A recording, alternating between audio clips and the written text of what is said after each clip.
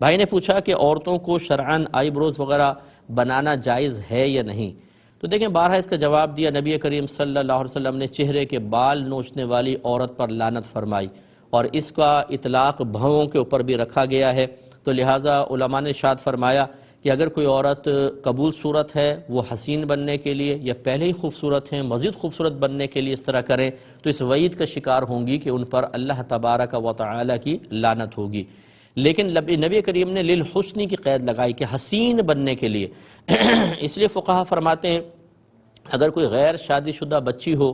اور اس کی بھویں ایسی ہوں کہ اس کی وجہ سے جو رشتے کے لیے دیکھنے آتے ہیں وہ اس کو پر مطلب آبجیکشن کرتے ہیں اور اس کی وجہ سے رشتے کا انکار ہو جاتا ہے، یا شادی شدہ عورت ہے اور اس کے شوہر کی اس کی وجہ سے بے رغبتی پیدا ہوتی ہے، شوہر کے قلب میں بے رغبتی پیدا ہوتی ہے، تو انہیں بقدر ضرورت اپنی بھووں کو سیٹ کروا لینا، اتنا کہ بے رغبتی سے رغبت کی طرف آ جائیں، یا قبیح ہونے کی طرف سے تھوڑا سا صحیح یا قبول صورت ہونے کی طرف آ جائیں، اس میں کوئی حرج نہیں ہے، یہ کر سکتے ہیں۔ تو ہر بہن اپنے بارے میں خود فیصلہ کر سکتی ہیں۔